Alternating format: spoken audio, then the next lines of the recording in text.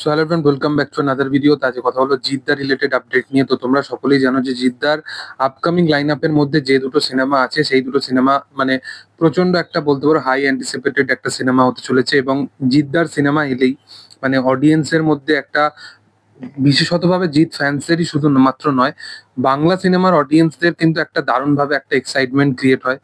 এবং জিদ্দা এবং action cinema সেটা একটা আলাদা রকমই একটা জিনিস মানে এক্সপিরিয়েন্স হয়। তো মূলত জিদ্দার আগামী বছর সবকিছু ঠিকঠাক থাকলে দুটো সিনেমা আসার কথা আছে, যার মধ্যে একটা কেউ বলে বিপ্লবী এবং কেউ বলে ডাকাত, যেটার শুটিং খুব তাড়াতাড়ি সবকিছু ঠিকঠাক থাকলে হয়তো আগামী মাস থেকে শুরু হবে। জিদ্দা এবং প্রতিকৃতের একটা ছবি প্রচন্ডভাবে ফেসবুকে দেখতে পাচ্ছি আমরা। সম্ভবত তারা এই কাজটার মূলত লুক বা সামথিং কিছুর ওপর কাজ করছে এবং সেখানে কোথাও একটা পুজো দিতে বা কোথাও এক জায়গায় তার দুজনকে একসাথে দেখা যাচ্ছে। যেখানে জিদ্দার লুকটা দেখা যাচ্ছে সেটা কিন্তু একটা অন্য টাইপের জিদ্দার লুক হতে চলেছে।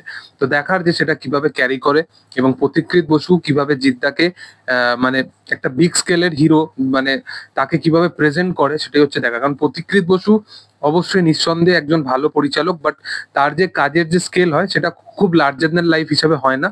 তো দেখার যে এই সিনেমাটা, যেটা অবশ্যই ট্রু ইভেন্টস এর উপর বেসড করা, সেটাকেও মাথায় রাখতে হবে এবং স্কেলটাকে অবশ্যই মানে একটা বড় স্কেলে নিয়ে আসার প্ল্যানিং তারা করবে। এরপরে লায়ন সিনেমাটা আসতে চলেছে এবং লায়ন সিনেমাটা রায়ান রফির সাথে ইনিশিয়াল লেভেলে কথোপকথন তার চলেই গেছে আগামী মানে প্রিভিয়াসলি লাস্ট 2-3 বছর ধরে।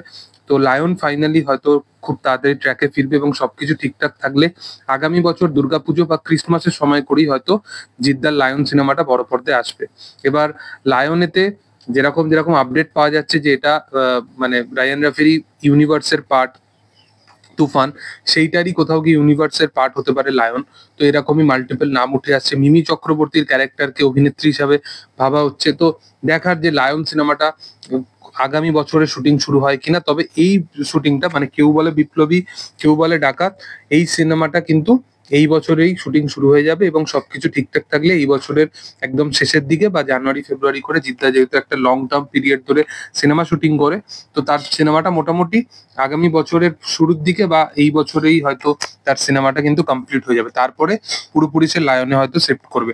তার পিছনে কারণটা হচ্ছে এই সিনেমাটা আগামী বছর 15 অগাস্টের টাইমে আনার কিন্তু প্ল্যানিং করা হচ্ছে, বিপ্লবী ডাকাত বলে সিনেমাটা। এবং অভিনেত্রী হিসাবে ঋতুপর্ণা সেনগুপ্তর নাম উঠে এসছে, ইদিকার নাম উঠে এসছে।